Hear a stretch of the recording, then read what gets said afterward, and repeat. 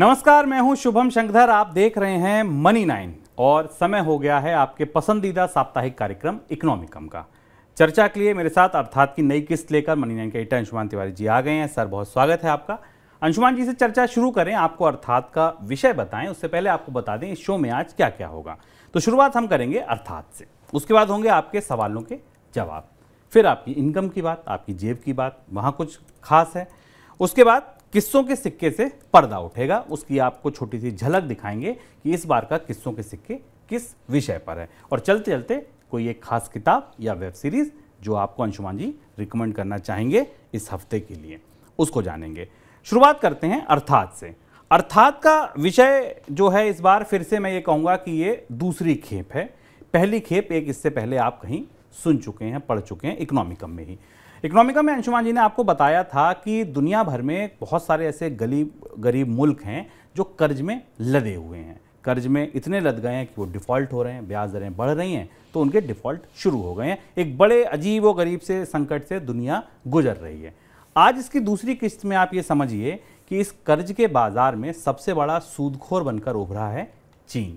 जी हाँ, कर्ज आईएमएफ ने नहीं दिया है, कर्ज वर्ल्ड बैंक ने नहीं दिया है, बल्कि चीन दुनिया का एक बड़ा सूदखोर बनकर उभरा है। इस वक्त पूरी दुनिया इस कोशिश में लगी है कि कैसे गरीब मुल्कों पर लदे कर्ज को कम किया जाए या टाल दिया जाए कम से कम। लेकिन समझने की बात यह है कि गरीब मुल्क इस स्थिति में पहुंचे कैसे। चीन ने कौन सी ऐसी चाल चली कि दुनिया चीन के सामने गिड़गिड़ाने लगी। कैसे आईएमएफ और विश्व बैंक जैसी संस्थाओं की नाक के नीचे चीन दुनिया का सबसे बड़ा और निर्मम सूदखोर बन गया। बात की शुरुआत भारत की अध्यक्षता में चल रही G20 की जुटान से। क्या इस बैठक में ही सर कुछ ऐसे संकेत मिले? इकोनॉमिकम में आपका स्वागत है। हम बीच में आपको संदर्भ के तौर पर बताएंगे, पिछले इकोनॉमिकम का संदर्भ भी देंगे जहां से ये बात आई है। पर लेकिन इस समय दुनिया के मंचों पर बहुत कुछ हो रहा है, जिनमें अभी आपने G7 की बैठक के बारे में सुना। इससे पहले रूस यूक्रेन युद्ध को लेकर बातचीत चली। G20 जिसका भारत अध्यक्ष है और जिस अध्यक्षता को काफ़ी जोशो खरोश के साथ भारत में सरकार की तरफ से प्रचार किया जा रहा है, उसके मंच पर कुछ ऐसा हो रहा है जो शायद आपके पास सुर्खियों तक नहीं पहुंच रहा। और वो मंच पर जो हो रहा है वो पूरी दुनिया को सबसे ज़्यादा प्रभावित करने वाली घटना है। और इसे आप अगर करीब से देखेंगे इस इकोनॉमिकम में तो आपको पता चलेगा। किसी भी अंतर्राष्ट्रीय संगठन की जब बैठकें होती हैं, बहुपक्षीय बैठकें होती हैं जिनमें दुनिया के देश आते हैं, उनके मंचों पर ऐसा कम देखने को मिलता है, क्योंकि बैठकें काफ़ी तैयारी के बाद होती हैं। पहले अधिकारी मिलते हैं, फिर उनके प्रतिनिधि मिलते हैं, फिर राजनीतिक सहमति बनती है। लेकिन जब भारत की अध्यक्षता में G20 में भारत की अध्यक्षता में जो शुरुआती मीटिंग हुई, पहली मीटिंग हुई, जिसको आप उसकी बोहनी कह सकते हैं, जो बैंगलोर में जो वित्त मंत्रियों की पहली बैठक हुई, उसमें कुछ सनसनीखेज हुआ। उस बैठक के बाद G20 की बैठक से कोई बयान जारी नहीं किया गया। आमतौर पर जब 20 देशों के प्रमुख देशों के वित्त मंत्री मिले थे तो वहाँ से एक सूचना, एक बयान जारी होना चाहिए था। कोई बयान नहीं आया। लोग चौंके कि ऐसा क्या हुआ। यह कहा गया कि सब रूस यूक्रेन युद्ध को लेकर कुछ सहमतियाँ हैं G20 के बीच में, जिस पर बात नहीं बनी। लेकिन इसके बाद G20 के शेरपा अमिताभ कांत ने एक बयान दिया और उसमें बयान में उन्होंने कहा कि चीन को पर्दे के पीछे से जो राजनीति चल रही है उसे छोड़ देना चाहिए। चीन खुलकर सामने आए और ये बताए कि उसने गरीब मुल्कों को जो कर्ज दिया है उसे कैसे माफ़ किया जाएगा। अब चीन अगर ये कह रहा है कि इस कर्ज की जिम्मेदारी अंतर्राष्ट्रीय मुद्रा कोष ले, तो वो कैसे लेगा? क्योंकि कर्ज चीन ने दिया तो चीन को बताना होगा। अब ये बयान बंगलौर में वित्त मंत्रियों की बैठक से क्यों निकला? G20 के शेरपा अमिताभ कांत का बयान वित्त मंत्रियों की बैठक से क्यों निकला? क्योंकि भारत की तरफ से तो कहा जा रहा था कि भारत अंतर्राष्ट्रीय विकास के मामलों पर, भारतीय अर्थव्यवस्था के विकास को लेकर G20 की बैठक में बात करेगा। लेकिन G20 दरअसल इस साल जिस अध्यक्षता की आप बात कर रहे हैं, जिसको प्रधानमंत्री नरेंद्र मोदी जिसकी मेजबानी लेकर आए थे इंडोनेशिया से, उसमें और कुछ नहीं है, बाकी सारी सुर्खियां हैं। सबसे महत्वपूर्ण बात यही थी जिसकी तरफ जिसका बयान देना पड़ा भारत के शेरपा को, अमिताभ कांत को। G20 की इस बैठक में भारत पहली बार लंबे समय के बाद इतने बड़ी समूह की जो रोटेशनल अध्यक्षता आती है उसका अध्यक्ष बना है, क्योंकि ये क्रम से चलती है और एक एक देश को मिलती है। यहाँ भारत का बेहद बड़ा और कठिन इम्तहान चल रहा है G20 की बैठक पर। दरअसल क्या है कि चीन दुनिया में जितनी भी कर्ज देने वाली संस्थाएं, बहुपक्षीय कर्ज देने वाली संस्थाएं, आईएमएफ और विश्व बैंक, उन सब के लिए पहली बन गया है। G20 की सफलता इस बात पे निर्भर होगी कि ये G20 की बैठक इन गरीब मुल्कों पर जिनके ऊपर कर्ज है, IMF का भी, वर्ल्ड बैंक का भी और चीन का भी, इन्हें कैसे माफ़ करा सके और इन्हें कम करा सके। इस पूरे मामले में जो सबसे बड़ी बाधा है, सबसे बड़ी चुनौती है, वो चीन को है।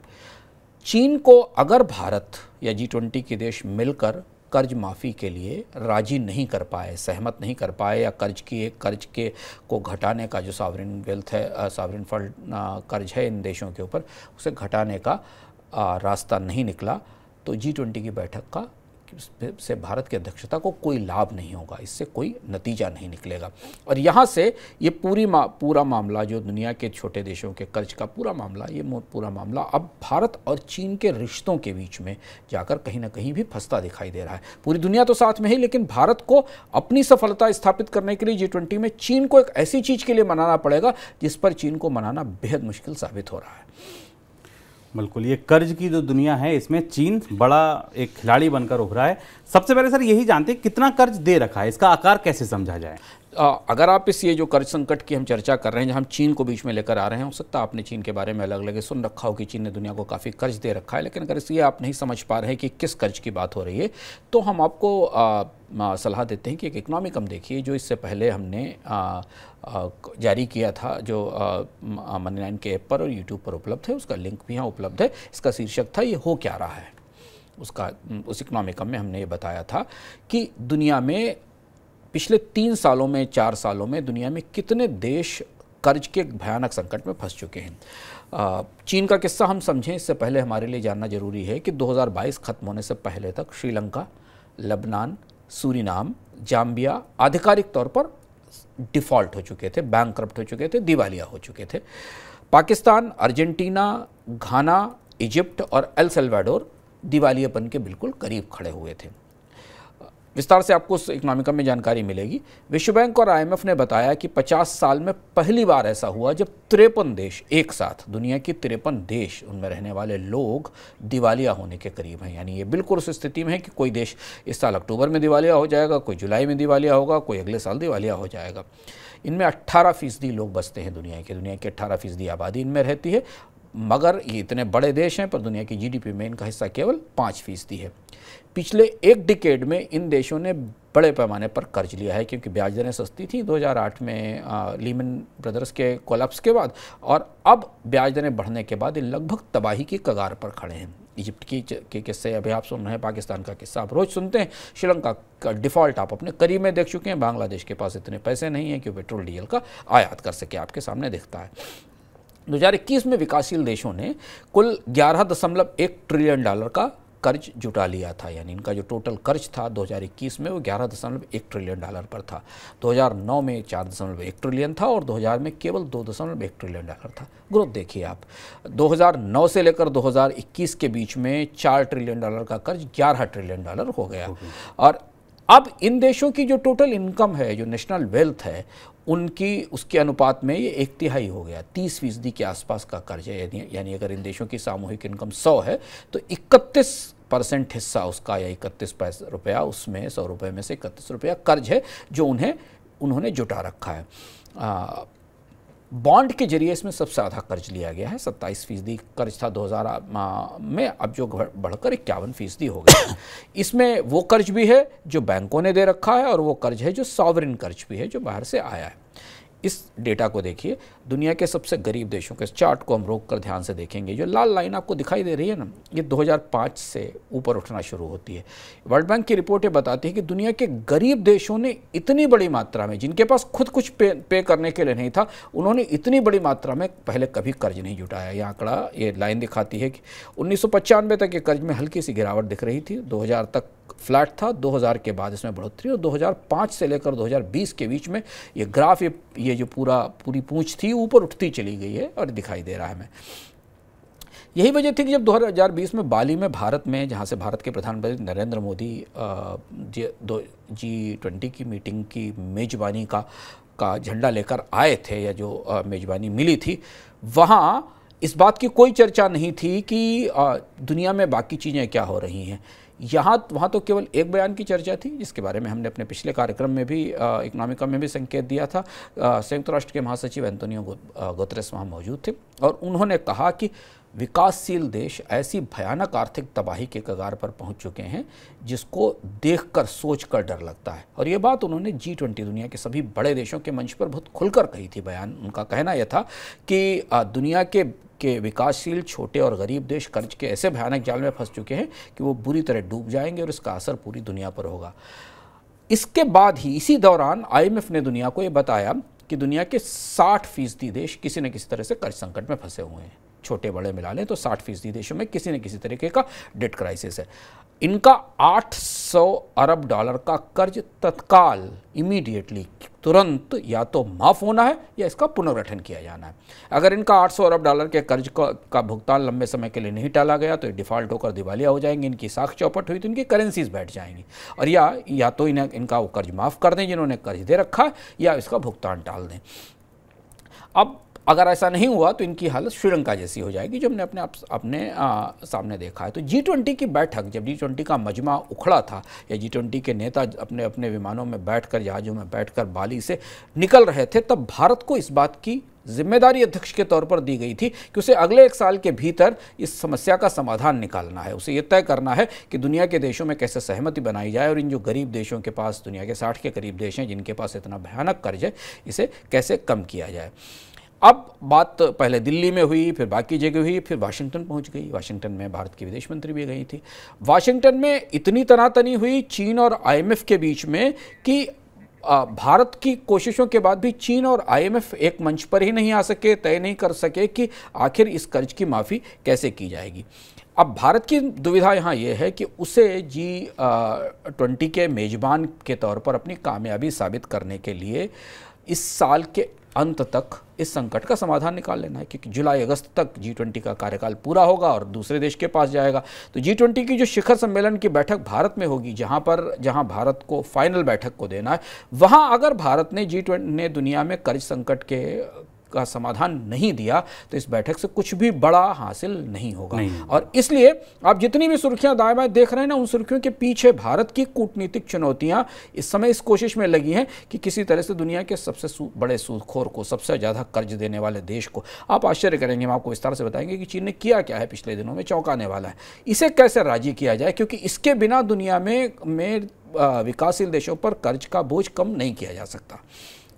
सर, बड़ी बात यही है, समझने वाली बात यह कि IMF और विश्व बैंक का काम है कर्ज देना देशों को, तो उनकी नाक के नीचे चीन इतना बड़ा कर्जदार बन कैसे गया? हाँ शोम, और यही सबसे बड़ी चौंकाने वाली बात है। ये खबर, ये चर्चाएं हम तौर पर भारत की सामान्य न्यूज़ चर्चाओं में नहीं होती, पर ये समझना ज़रूरी है क्योंकि भारत G20 के अध्यक्ष के तौर पर इससे जूझ रहा और भारत की साख G20 की लीडरशिप के तौर पर इसमें दांव पर लगी है कि इसे कैसे निकाला जाए। ये समझना ज़रूरी है कि बीती सदी में, मतलब पिछले 100 साल के इतिहास को अगर आप देखें, दुनिया में सॉवरेन डेट के, कर्ज के पूरे इतिहास को पढ़ें, डिफ़ॉल्ट्स के इतिहास को पढ़ें, तो कभी ऐसा नहीं हुआ कि कोई एक मुल्क, एक देश दुनिया में इतना ज़्यादा कर्ज बांट दे कि पूरी दुनिया को उसके सामने गिड़गिड़ाना पड़े। एक तरह से पूरी दुनिया के देश चीन के सामने झुके हुए हैं कि वो रियायत दे दें। असल में जो दूसरा विश्व युद्ध जब हुआ था और उसके बाद जो ब्रिटेन वुड्स की व्यवस्था निकली थी, जिसके आधार पर दुनिया में नई करेंसी सिस्टम्स बने थे, वित्तीय सिस्टम बने थे, उसमें 2 संस्थाएं भी पैदा हुई थी, 2 संस्थाएं भी निकली थी ब्रिटेन वुड्स से। एक का नाम था वर्ल्ड बैंक और दूसरा IMF था। दोनों की जिम्मेदारी थी कि दुनिया को बहुपक्षीय सस्ती दरों पर बहुपक्षीय व्यवस्थाओं से कर्ज उपलब्ध कराया जाए। विश्व बैंक आमतौर पर अपनी 2 संस्थाएं, उसकी IBRD और IDA, जिसके जरिए ये दुनिया के देशों को सामाजिक विकास के लिए, आर्थिक विकास के लिए, इंफ्रास्ट्रक्चर के लिए कर्ज देता है।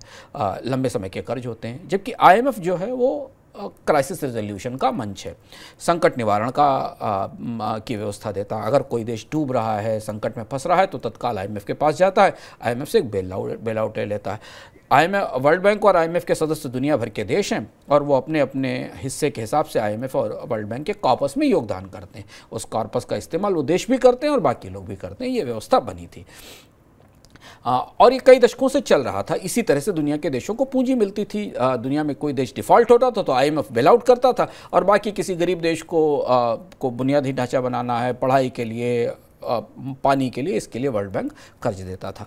चीन ने पिछले 15 साल में सब उलट पलट दिया। पूरा कर्ज का जो बाजार था, जिस कर्ज के बाजार में ये माना जाता था कि IMF, वर्ल्ड बैंक जैसी प्रतिष्ठित संस्थाएं हैं जिनमें पूरी दुनिया की हिस्सेदारी है, वहाँ कोई मनमानापन नहीं है, वहाँ वोट होता है, IMF और वर्ल्ड बैंक के अध्यक्ष नियमों के हिसाब से बनाए जाते हैं, बहुपक्षीय एक मल्टीलेटरल डेट की व्यवस्था थी, उसको चीन ने सब उलट पलट दिया।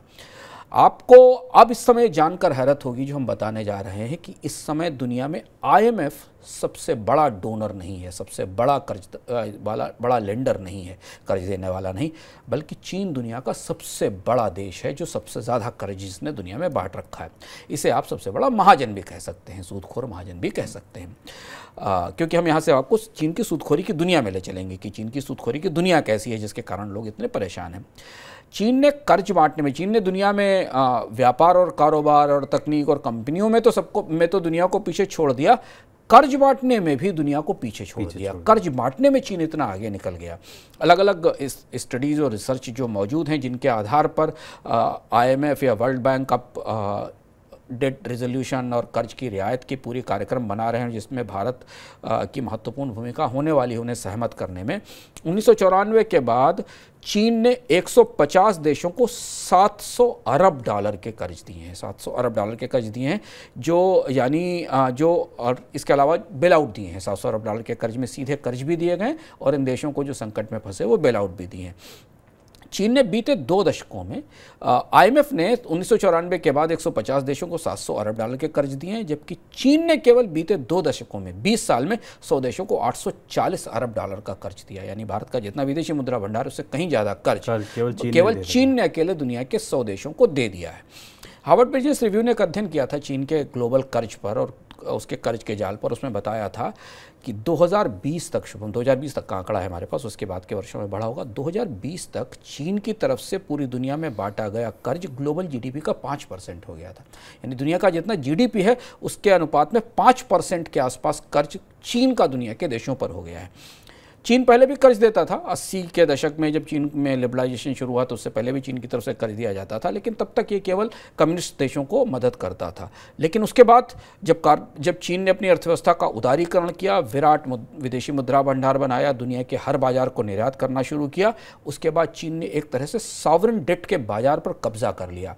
और जो सॉवरेन डेट या संप्रभु कर्ज का बाजार था उससे IMF को एक तरह से IMF और वर्ल्ड बैंक को पीछे छोड़ दिया। अब इस ग्राफ को आप देखिए, चाइना का जो बैंकिंग सिस्टम कितना बड़ा है और उसका ग्लोबल एसेट्स कितनी बड़ी हैं, ये आंकड़ा, ये चार्ट आपको इसमें दिखाता है। आप अमेरिका और यूरोप की तुलना में चीन की परिस्थिति देखिए कि चीन का बैंकिंग सिस्टम पूरी दुनिया में कितना कर्ज बांट चुका है और कितनी देनदारी वो वसूलता है, ये इसका आंकड़ा हमें दिखाई देता है। 2010 की तुलना में 2030 तक चीन 37% का हिस्सेदार हो जाएगा और US और अमेरिका मिलाकर, US और यूरोप मिलाकर केवल 35% का हिस्सा रखते होंगे।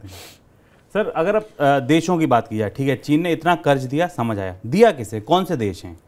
पूरी तरह से इंटरनेशनल है। अगर आप एक मैप बनाएं और नक्शे पर रखकर देखें तो शायद ही दुनिया के कोई किसी कॉन्टिनेंट में, किसी ग्लोब के किसी भी हिस्से में ऐसा कोई देश नहीं मिलेगा आपको जो चीन का कर्जदार नहीं हो। अफ्रीकी देशों पर जितना कर्ज बकाया है उसमें 12% हिस्सा अकेले चीन का है। यानी अफ्रीकी देशों ने जो भी कर्ज रखा दुनिया के बाजार से बॉन्ड जारी करके, IMF से, वर्ल्ड बैंक से, कहीं से भी, पेरिस क्लब के देशों से भी ले रखा, यूरोप से भी ले रखा, उनमें सबसे बड़ा हिस्सा, अकेले एक मुश्त बड़ा हिस्सा चीन का है। 12% का कर्ज है। दुनिया के करीब 50 देश ऐसे हैं जिन पर चीन का कर्ज उनके GDP के 15% से ज़्यादा हो गया है। यानी उनका जितना GDP है उसका करीब 15% कर्ज, 15% से ज़्यादा कर्ज अकेले एक चीन का है। अब मैं नाम बताता हूँ आपको। अफ्रीका तो सबसे बड़ा कर्जदार है, इसके लिए सबसे ज़्यादा संकट G20 के मंच पर अफ्रीका को लेकर है। अफ्रीका में Djibouti, Tonga, Congo, Niger, Zambia, Vanuatu, Maldives, Kyrgyzstan, Cambodia, Mongolia, Laos, इन पर तो चीन का कर्ज उनके GDP के 20% से ऊपर निकल गया। आप देखिए, आप चाइना के टॉप बोरोअर्स की सूची, चीन से किन्होंने कर्ज ले रखा है, इसको देखिए 2008 से 2012, 2013 से 2017 और 2018 से 2021 के बीच में। वेनेजुएला 2008 से 2012 में था। वेनेजुएला का किस्सा हम आपको बताएंगे। सबसे बड़ा हिस्सा था, अब बांग्लादेश के पास सबसे बड़ा हिस्सा आ गया है। पर इनमें आप देखिए, इनमें रूस भी शामिल है। रूस ने भी काफ़ी चीन से कर्ज ले रखा है, पर बांग्लादेश, श्रीलंका, इजिप्ट, उज्बेकिस्तान इस तरीके के देश हैं। हुआ ये कि चीन ने चतुरता के साथ अपनी अर्थव्यवस्था अपनी आर्थिक ताकत का इस्तेमाल कर्ज देने में किया। शुभम, चीन ने 2009 के बाद दुनिया की उन इकोनॉमीज पर निगाह जमाई जिनके पास अच्छे तेल संसाधन हैं, खनिज संसाधन हैं, जिनके पास अच्छी एनर्जी रिसोर्सेज हैं, जिनके पास अच्छे मिनरल रिसोर्सेज हैं। क्योंकि चीन को अपनी विराट मशीन जो चीन में चलती है, मैन्युफैक्चरिंग का ह्यूज टरबाइन है, उसके लिए एनर्जी भी चाहिए था और खनिज भी चाहिए था। सबसे पहले शुरुआत हुई वेनेजुएला और रूस से। सबसे ज़्यादा पैसा रूस और वेनेजुएला में डाला गया, लगाया गया, कर्ज के तौर पर दिया गया। 2008 से 2021 के बीच रूस ने $58 अरब का कर्ज चीन से लिया। अब जब आप ये देखते हैं कि चीन जाकर शी जिनपिंग बात करते हैं और पुतिन युआन को अपनी दूसरी करेंसी बना लेते हैं, तो बेसबब नहीं है, उसके पीछे ये सारे रिश्ते हैं जो चीन और रूस के बीच में हैं। इसके बाद फिर चीन ने निगाह बनाई लैटिन अमेरिका के देशों पर, लैटिन अमेरिका और सेंट्रल अमेरिका के देशों पर। उसमें ब्राज़ील था अफ्रीका के देशों पर निगाह जमाई, जिसमें कि अंगोला था। इन देशों को जहाँ पर तेल की अर्थव्यवस्थाएँ थी, यहाँ से खनिज निकलते थे, उन्हें कर्ज देने शुरू किए। 2000 और चीन कितना स्मार्ट प्लेयर है, और चीन ने कितनी समझदारी से दुनिया में की अर्थव्यवस्थाओं की समझ पैदा की, विकसित की। 2015 में वेनेजुएला डिफ़ॉल्ट हुआ अपने कर्ज चुकाने में, और इससे ठीक 2 साल पहले चीन ने वेनेजुएला को कर्ज देना बंद कर दिया। यानी चीन को पता था कि वेनेजुएला की आर्थिक स्थिति अब खराब हो चुकी है, यहाँ से कर्ज की वसूली नहीं हो पाएगी। 2015 में डिफ़ॉल्ट हुआ। 2015 से वेनेजुएला, तुमने आपको जो सूची दिखाई थी, उससे वेनेजुएला बाहर हो गया। चीन को पता था कि वेनेजुएला की साख अब डूब जाएगी। इसके बाद जो दूसरा इनिशिएटिव चीन ने दिया कर्ज बांटने का, और कर्ज के जरिए अर्थव्यवस्थाओं को एक तरीके से अपनी कॉलोनी बनाने का, उपनिवेश बनाने का, और उनकी अर्थव्यवस्थाओं को इन्फ्लुएंस करने का, दबाव बनाने का, वो था बेल्ट एंड रोड इनिशिएटिव चीन का, जो BRI, जो ह्यूज इंफ्रास्ट्रक्चर परियोजना है, जिसमें कि दुनिया के वो देश जिनके पास अपने यहाँ सड़कें बनाने के लिए, पुल बनाने के लिए, हाईवे बनाने के लिए, बिजली घर लगाने के लिए, मेट्रो चलाने के लिए, अर्बन डेवलपमेंट के लिए फंड नहीं है, वो संसाधन विहीन कमज़ोर मुल्क हैं, इन्हें इंफ्रास्ट्रक्चर के लिए कर्ज देना शुरू किया कि वहाँ पर इंफ्रास्ट्रक्चर बनाया जाएगा, वहाँ सड़कें बनाई जाएंगी, बन भी रही हैं। इस चक्कर में बांग्लादेश और श्रीलंका चीन के बड़े कर्जदार हो गए। पाकिस्तान को तो आप देख ही रहे हैं, पाकिस्तान का तो जो चाइना पाकिस्तान इकोनॉमिक कॉरिडोर है, वो बहुत बड़ी परियोजना है ही। इसका नतीजा हुआ कि अफ्रीका के देश जो इंफ्रास्ट्रक्चर में बहुत पिछड़े थे, जिनके पास सड़कें और बाकी सुविधाएं नहीं थी, 2019 तक अफ्रीकी देशों का कुल कर्ज करीब $153 अरब हो गया चीन के जरिए। $153 अरब चीन के जरिए 2019 तक अफ्रीकी देशों में चीन का कर्ज। सर अब ठीक है, कितना दिया, किनको दिया, क्लियर हो गया, किन शर्तों पर दिया? क्या कोई खास शर्तें होती हैं चीन से कर्ज लेने की? हाँ, और यहीं पर IMF और विश्व बैंक की तुलना में चीन के महाजन होने की या सूदखोर होने के बारे में पता चलता है कि चीन ने कर्ज क्यों दिया। क्यों दुनिया का कोई देश अपने विदेशी मुद्रा भंडार से इतना पैसा क्यों बांटेगा? इसका पर्पज़ ये था कि चीन दुनिया की अर्थव्यवस्थाओं को कई तरह से प्रभावित करना चाहता था। जहां हम आपको करेंसी के तौर पर चीन के असर के बारे में बता चुके हैं, इसके बारे में भी एक इकोनॉमिक इमेज से आप देख सकते हैं। न्यूयॉर्क फेडरल रिजर्व के डेटा मैं पढ़ रहा था, जो कि दुनिया के जो बायलैटरल कर्ज हैं और सॉवरेन डेट है, उनके बारे में न्यूयॉर्क फेडरल रिजर्व का आंकड़ा आता है। उस आंकड़े को हम पढ़ रहे थे कि बीते, और उससे पता चला शुभम कि बीते एक डिकेड में चीन ने विदेशी कर्ज देने के हर मौके का इस्तेमाल किया। चीन एक ऐसा देश है जो किसी देश में जाता है तो या तो वहाँ वो निवेश करेगा, या वहाँ वो माल बेचना शुरू करेगा, नहीं होगा तो अपना कर्ज देकर आ जाएगा। अगर किसी देश के साथ चीन की आर्थिक हिस्सेदारी या रिश्ते बनते हैं तो न किसी स्थिति से चीन अपनी फिनेंशियल स्टेक्स उस देश में प्लांट जरूर कर देता है, उसे लगा भी देता है।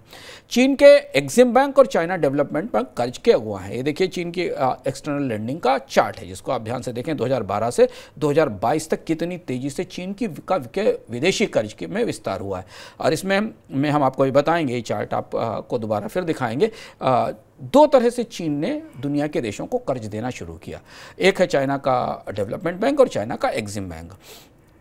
कोविड के दौरान चीन ने अपने कर्ज में और ज़्यादा बढ़ोतरी की, क्योंकि दुनिया के देशों की अर्थव्यवस्थाएं बहुत ज़्यादा डूबी हुई थी, और ये कर्ज उन देशों को गया जिन देशों में आर्थिक संकट काफ़ी गहरे थे।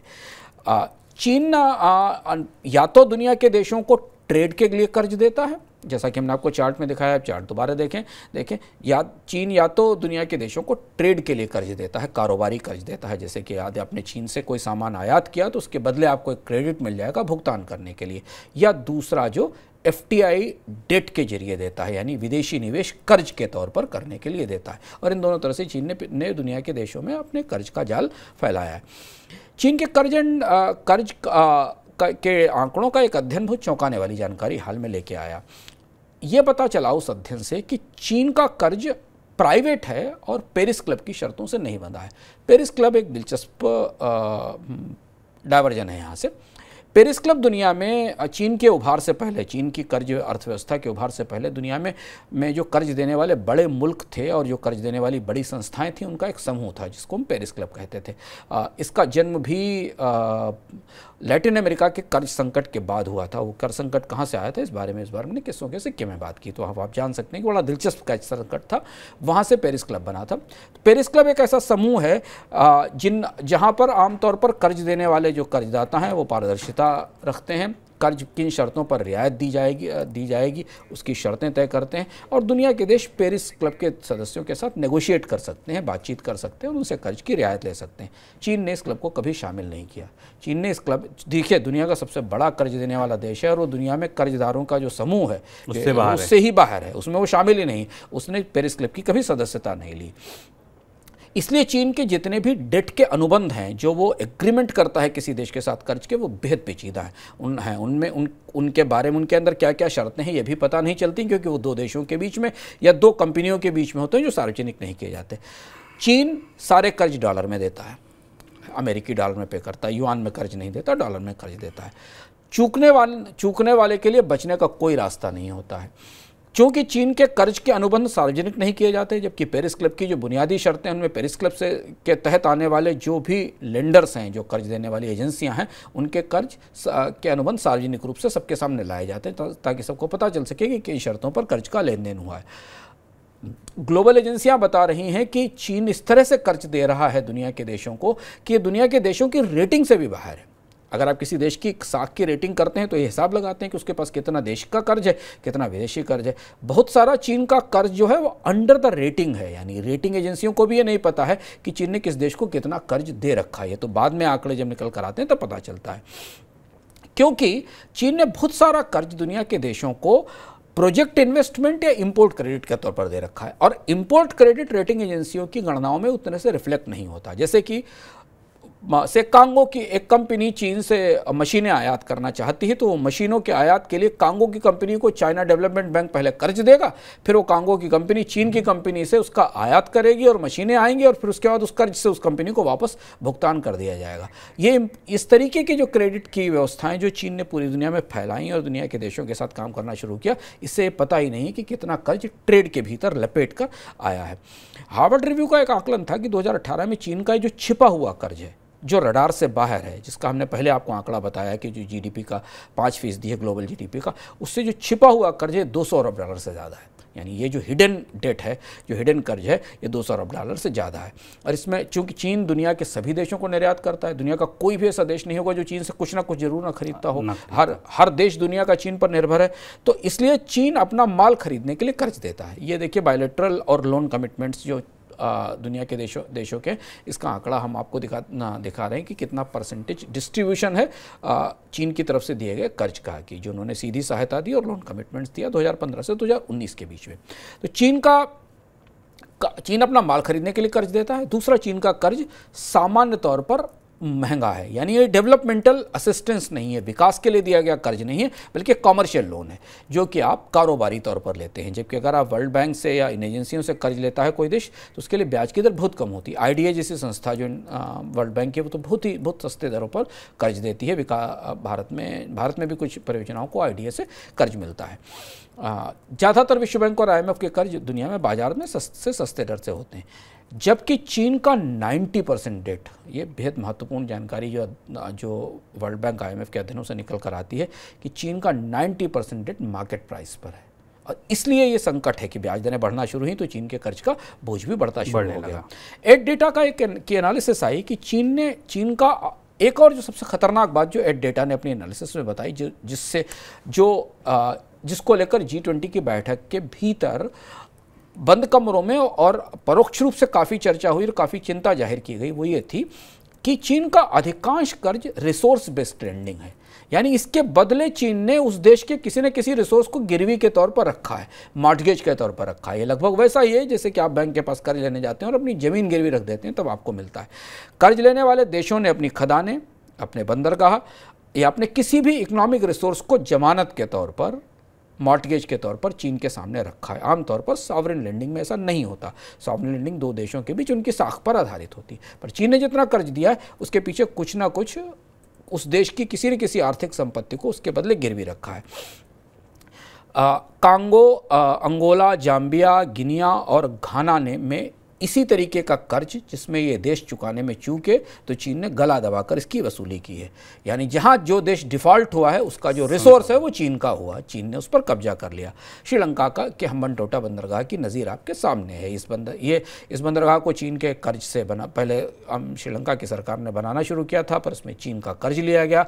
फिर यह बंदरगाह चला नहीं, इस पर नुकसान होने लगा। अंततः चीन ने ही इसका अधिग्रहण कर लिया अपनी ही कंपनियों के जरिए, और ये बंदरगाह 99 साल के लिए चीन का हो गया, हम्बनटोटा बंदरगाह। ये इसका एक उदाहरण है। चीन से कर्ज में कोई रियायत नहीं मिलती, दुनिया के देशों को मालूम है कि वो कोई रियायत नहीं देता। बस केवल बहुत ज़्यादा अगर संकट होगा तो वसूली को थोड़े समय के लिए टाल दिया जाएगा, लेकिन ब्याज उससे ज़्यादा होगा।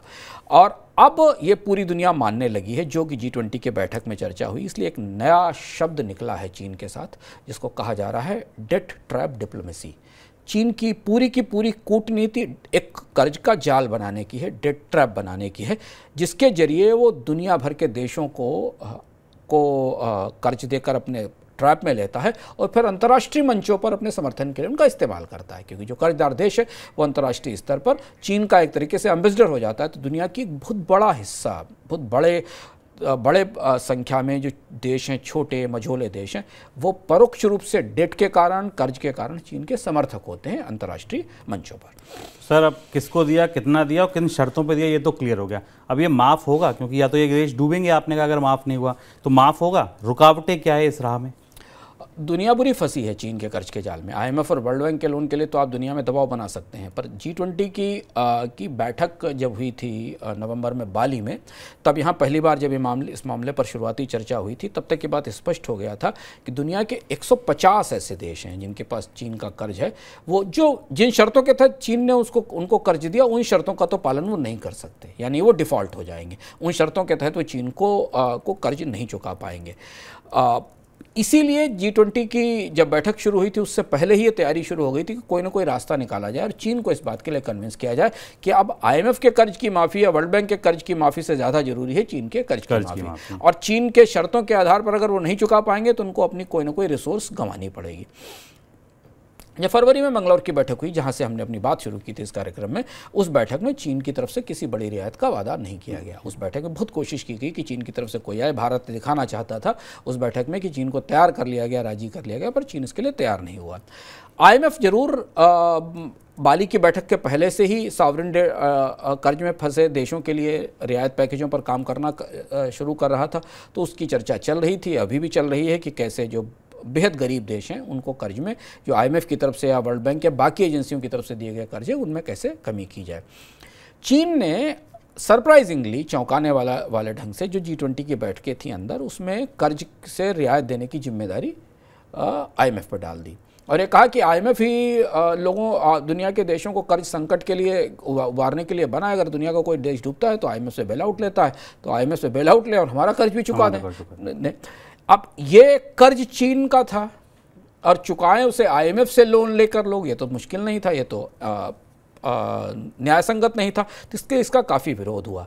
पर विरोध के बाद भी चीन बहुत टफ बार्गेनर है दुनिया के मंचों पर, जो लोग जानते हैं। जितना हमने व्यक्तिगत रूप से दुनिया के देशों में इन वार्ताओं को करीब से कवर किया है, चाहे WTO की वार्ताएं हों, चीन से बार्गेन करना अंतर्राष्ट्रीय मंचों पर बेहद कठिन काम है। चीन बहुत तैयारी के साथ आने वाला, बहुत प्रिपेयर्ड बार्गेनर है, टफ बार्गेनर, तो चीन को राजी नहीं किया जा सका।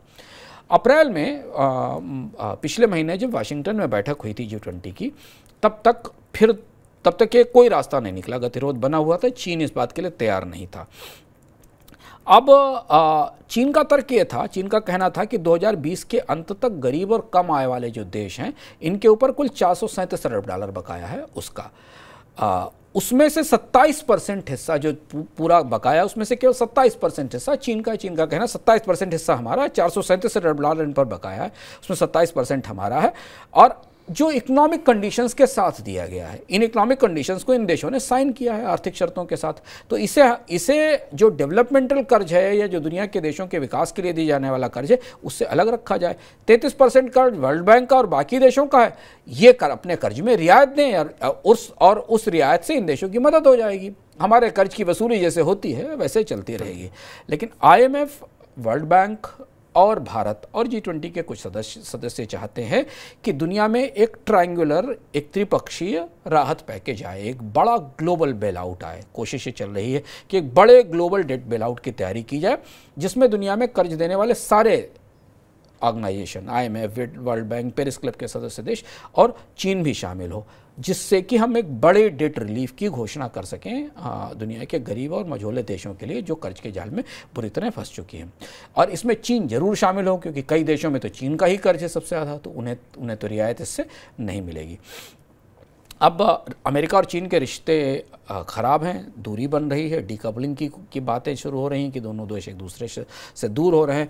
तो अमेरिका की तरफ से चीन को सूदखोर के तौर पर या चीन के कर्ज के इस जाल को सामने लाने के लिए और भी चीज़ें की जा रही ताकि दुनिया को कोई पता चल सके कि चीन ने अपने कर्ज से कैसे उनको घेर रखा है।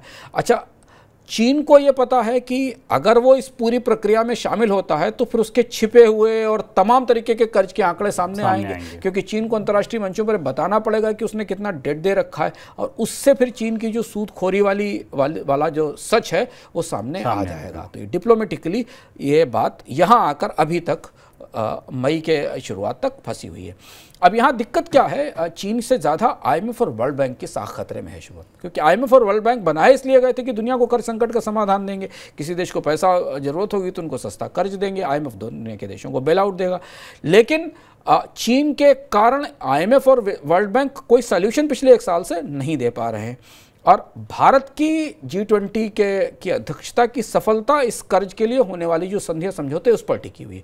अगर G20 की बैठक में ये संधि नहीं बन पाई तो भारत के लिए G20 को बड़ी सफलता के तौर पर दिखा पाना मुश्किल होगा।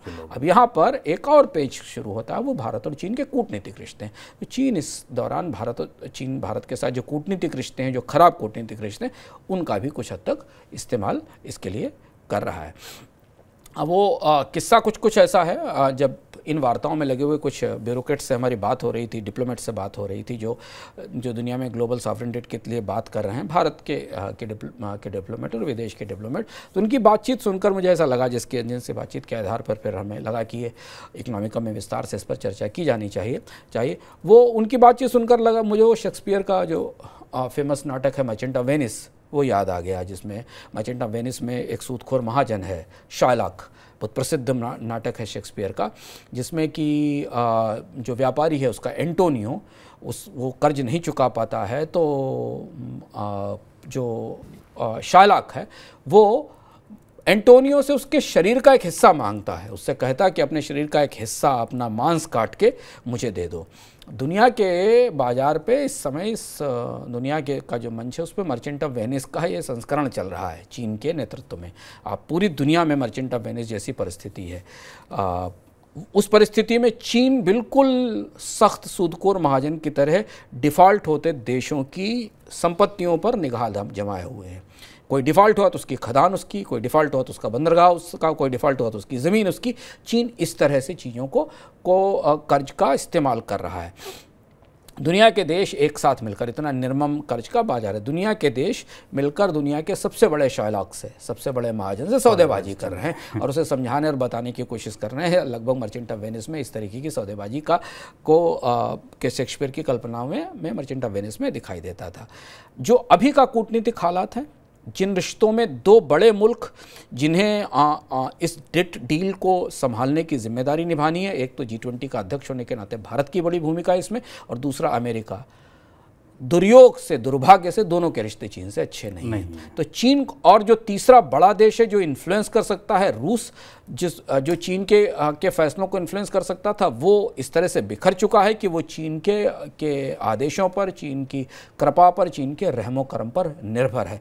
और इसलिए चीन को इस कर्ज जाल से उबारने के लिए राजी करा पाने में बेहद मुश्किल साबित हो रही। अगले 3-4 महीने G20 की बैठक के लिए काफ़ी महत्वपूर्ण है। अगले 2-3 महीनों में ये सामने आएगा कि क्या चीन दुनिया के देशों को कर्ज से छूट देने के लिए, रियायत देने के लिए राजी हुआ, या फिर हम इस साल के अंत तक दुनिया में डिफ़ॉल्ट होते देखेंगे कर्ज में, चीन के कर्ज में और दुनिया के बाकी कर्ज में भी कई सारे देशों का। तो ये अगला जो साल का 6 महीने का हिस्सा है वो कर्ज के लिहाज से, सॉवरेन डेट के लिहाज से काफ़ी संवेदनशील होने वाला है। पूरी दुनिया के सबसे बड़े शायलॉक से सौदेबाजी कर रही है और अगले 3-4 महीने अब आपको आज से इस इकोनॉमिकम को सुनने के बाद से G20 की बैठकों को देखने का, उनसे आए आउटकम को देखने का नज़रिया बदल जाएगा, क्योंकि आपकी निगाह भी यही होगी कि इन G20 से क्या उस कर्ज समाधान का कुछ निकला जहां बड़ी संख्या में देश डिफ़ॉल्ट होने की कगार पर खड़े हैं। आगे बढ़ते हैं, अब आपके सवाल जवाबों की बारी। सर, ये सवाल डी गोस्वामी जी का है, क्योंकि उन्होंने ये इकोनॉमिकम देखा होगा, आने वाला कोई तूफान है, अमेरिका में बड़ा संकट, तो वो ये जानना चाहते हैं क्या भारत में इस तरीके का कोई बड़ा संकट आ रहा है? भारत में ऐसे बड़े कर्ज संकट की संभावना तो नहीं, लेकिन भारतीय बैंकों में कई दरारें हैं। अगर आप करीब से भारतीय बैंकों को देख रहे हैं तो आरबीआई गवर्नर भारत में ये कहते हैं कि बैंक बहुत सारी जानकारियां छुपा रहे हैं, अनसिक्योर्ड लोन की एक समस्या बैंकों के भीतर है। तो बैंकों की बीमारियां, बैंकों की व्याधियां एक ही जैसी हैं दुनिया में, चाहे वो क्रेडिट स्विस की व्याधि हो, या वो सिलिकॉन वैली बैंक की व्याधि हो, या येस बैंक की व्याधि हो। बैंकों के काम करने के तौर तरीके, अपारदर्शी तौर तरीके, कॉर्पोरेट गवर्नेंस की समस्या है पूरी दुनिया में, पर उनके संकट के आकार छोटे बड़े अलग अलग हो सकते हैं। पर शुक्र है कि silicon valley bank, signature bank ने डूबकर कम से कम भारत को इस बात का संकेत तो दे दिया है कि भारत में भी परिस्थितियां ठीक करने की, संभालने की ज़रूरत है। तो आरबीआई उन दरारों को समझने की कोशिश कर रहा है। लेकिन एक ध्यान रखिए कि ग्लोबलाइजेशन का मतलब या दुनिया के एकीकरण का मतलब ये है कि हम भी उसी नाव में सवार हैं जिस नाव में अमेरिका भी सवार है। अब अमेरिका, हो सकता है अमेरिका के बैंक थोड़ा आगे बैठे हैं, हमारे बैंक थोड़े पीछे बैठे हुए हैं, पर ये नाव जब हिलती है ना, डूबती है, डगमगाती है, तो गिरते सब हैं। लीमन ब्रदर्स डूबा तो अमेरिका का बैंक डूबा, लेकिन उसके साथ दुनिया भर में बहुत कुछ और डूब गया। दुनिया के शेयर बाजार डूब गए, दुनिया के लोगों की पूंजी डूब गई। तो अमेरिका में अगर कोई बड़ा फिनेंशियल क्रैश आता है, कोई बड़ा वित्तीय संकट आता है, बैंक डूबते हैं, तो आप ये मत सोचिए कि भारत उससे सुरक्षित रहेगा। भारत की अर्थव्यवस्था पर भी उसी अनुपात में नुकसान और असर होगा जो दुनिया में हुआ था, क्योंकि ये दुनिया की अर्थव्यवस्थाओं का में एक साथ होने का सबके लिए फ़ायदा भी है, और उससे होने वाला जो कोलेटरल डैमेज है, नुकसान भी है, वो भी भारत के खाते में आएगा। विष्णु जी का सवाल है, क्या अभी एफडी छोटे अवधि की कराएं या लंबी अवधि की कराएं? अभी जो इंटरेस्ट रेट का सिनेरियो है, रेपो रेट जहाँ पर है, वो जी जानना चाहते हैं कि यहाँ से ब्याज दरें क्या और बढ़ेंगी या नहीं? ब्याज दरें बढ़ने की संभावनाएं अब थोड़ा सा सीमित हैं, पर घटने की संभावनाएं कम हैं अभी फिलहाल। अगर आप देखें बैंक जिस तरीके का संकेत दे रहे हैं, अभी एचडीएफसी ने एक नई डिपॉजिट स्कीम लॉन्च की है, बैंकों ने जमा बढ़ाने के लिए एफडी की दरों में भी बढ़ोतरी की है। फिलहाल अगर आप चाहें तो इस समय बेहतर ब्याज दर का लाभ लेने के लिए जिस अवधि की में सबसे ज़्यादा ब्याज दर आपको मिल रही उसे चुनें। इस तरह से ना जाएँ कि आप लंबी अवधि की एफडी कराना चाहते हैं या ज़्यादा अवधि की। इस दौरान आप अगर बैंक में एफडी कराने जाएं तो सामान्य ग्राहक से थोड़ा ज़्यादा चतुरता के साथ जाकर पहले ये देखें कि किस पीरियड की अवधि में सबसे ज़्यादा ब्याज मिल रहा है। 1 साल में ज़्यादा मिल रहा है, 2 साल में मिल रहा है, 3 साल में मिल रहा है, ये चुनें। इसके लिए आप मनी 9 के कार्यक्रम देखते हैं लगातार, वहाँ पर मनी 9 में एफडी कैसे चुनें, किस बैंक की एफडी ज़्यादा बेहतर है, थोड़ा कंपेरिजन करें, 2-3 अलग अलग बैंकों के एफडी रेट्स का कंपेरिजन करें, जो हम बताते रहते हैं अपने कार्यक्रम में, उनसे देखकर आप जान सकते हैं। और वो चुनें जहाँ आपको तत्कालिक तौर पर सबसे ज़्यादा इंटरेस्ट रेट मिल रहा है, क्योंकि अभी इंटरेस्ट रेट का सिनेरियो थोड़ा स्टेबल है, लेकिन ये भी नहीं हम कह सकते कि अगले 1 साल 1.5 साल तक ब्याज दरें ऊंची ही बनी रहेंगी, क्योंकि कर्ज सस्ता कराना सरकारों की ज़रूरत होती है, तो इसलिए ब्याज दरों में कमी आएगी। तो जब तक आपको जिस टाइम पीरियड में 1 महीने में 1 साल 2 साल के जिस टाइम पीरियड में सबसे ज़्यादा इंटरेस्ट मिल रहा है, वहाँ एफडी कराइए और इस ब्याज दर में बढ़ोतरी का जो भी अधिकतम फायदा मिल सकता है वो लीजिए। चलिए, तो ये हो गई आपके सवाल जवाब की बात। सर, अब इनकम की बात में क्या खास है इस बार? इनकम के बाद में हम आपको एक नई और दिलचस्प चीज़ बता रहे हैं मनी 9 के भीतर। आप में से बहुत सारे दर्शक इंस्टाग्राम पर होंगे, इंस्टाग्राम फॉलो कर रहे होंगे। अगर आप दिन भर की बड़ी बड़ी वित्तीय खबरों को देखने का समय आपको नहीं मिलता, आपको पता नहीं चलता कि आपके आसपास क्या हो रहा है, आप बहुत ज़्यादा समय नहीं निकाल पाते, तो आप इंस्टाग्राम पर मनी 9 को फॉलो कीजिए और मनी 9 की रील्स देखिए, जिनको हम मनी 9 की फील्स कहते हैं, यानी फिनेंशियल रील्स कहते हैं। हर छोटी बड़ी वो जानकारी बहुत ही संक्षेप में, जिनके जो सवाल आपके दिमाग में हमेशा चलते रहते हैं कि हम बैंक जाएं तो 3 में से कौन सा खाता चुनें, सही म्यूचुअल फंड खरीदने का तरीका क्या होता है, एक सरकार का नया नियम आया उसका आपकी ज़िंदगी पर क्या असर होगा। मनी 9 के इंस्टाग्राम चैनल पर हम लगातार ऐसी जानकारियाँ रील्स के तौर पर अपलोड कर रहे हैं, जिसमें बेहद दिलचस्प ढंग से, बेहद सहज ढंग से उन सारे सवालों की, उन सारी ज़रूरतों की जानकारी आपको रोज़ मिलती है। रोज़ हम करीब करीब 8 से 10 ऐसे छोटे वीडियोज़ रील्स के तौर पर पोस्ट कर रहे हैं, जहाँ आपको आपके सवालों के बहुत सारे जवाब मिल जाएंगे बहुत आसानी से, और उन्हें आप आज शेयर कर सकते हैं, लोगों को बढ़ा सकते हैं, अपने ग्रुप के भीतर अपने लोगों को ये बता सकते हैं कि कोई वित्तीय फैसला लेने से पहले मनी 9 की फील्स जरूर देख लें, क्योंकि वहाँ आपको बताया गया कि कैसे किया जाना है। चलिए आगे सर, किस्सों के सिक्के की झलक। किस्सों के सिक्के पे हमने इस बार सॉवरेन डेट पर बात की है, तो मुझे लगा कि हम आपको सॉवरेन डेट से जुड़ा हुआ एक किस्सा सुनाएं, और एक किस्सा बड़ा दिलचस्प है। दुनिया में एक दौर में ऐसा कर्ज संकट आया था जिसकी वसूली, जिस कर्ज को चुकाने के लिए चिड़ियों की बीट का इस्तेमाल हुआ था, और ये कोई छोटी मोटी मामूली चिड़ियों की बीट नहीं थी, ये ऐसी बीट थी जिसके कारोबार ने, जिसके विस्तार ने लैटिन अमेरिका के देशों को अमीरी के शिखर पर पहुंचाया, और उसके बाद उन्हें कर्ज के संकट में फंसा दिया था। एक दौर में इस बीट के लिए, चिड़ियों की इस बीट के लिए अमेरिका और यूरोप के उद्यमियों ने निवेश की लाइन लगा दी थी, और उसके बाद उसमें बैंक डूबने लगे। तो एक कर्ज की वसूली का जो पूरा प्रकरण है, या सॉवरेन डेट का जो प्रकरण है कर्ज चुकाने का, इसके पीछे एक बेहद दिलचस्प किस्सा लैटिन अमेरिका से इस बार चिड़ियों की उस बीट का, जिस बीट का एक बूम आया और उसके बाद जो वो बस्ट हुआ, तो कर्ज चुकाने के लिए भी चिड़ियों की बीट का ही इस्तेमाल किया गया, उसी में कर्ज का भुगतान किया गया। चलिए, तो किस्सों का सिक्का भी इस बार दिलचस्प है, इसको भी आप ज़रूर देखिएगा। सर चलते चलते कोई किताब या वेब सीरीज? एक वेब सीरीज़ हम, अगर आपने नहीं देखी है और आप नेटफ्लिक्स पर जाना चाहें, तो डेविड एटनबरो की एक बेहद अनोखी सी, बड़ी प्यारी सी सीरीज़ है। डेविड एटनबरो BBC के अधिकारी रहे, बहुत अच्छे वाइल्ड लाइफ डायरेक्टर रहे। उनकी एक सीरीज़ है लाइफ इन कलर। ये बताती है कि प्रकृति में जो पशु पक्षी और जो जल जीव हैं, वो रंगों का इस्तेमाल किस तरह से करते हैं, और कलर्स का कितना बचाव के लिए, अपनी दैनिक गतिविधियों के लिए रंगों का कितना अद्भुत इस्तेमाल करते हैं। ये डॉक्यूमेंट्री हम इसलिए आपको देखने के लिए कह रहे हैं कि इसमें तकनीक का एक नया शिखर दिखाई देता है। इस सीरीज़ को बनाने के लिए कुछ खास किस्म के कैमरों का इस्तेमाल किया गया है, जो कैमरे इसी के लिए आविष्कार किए गए थे।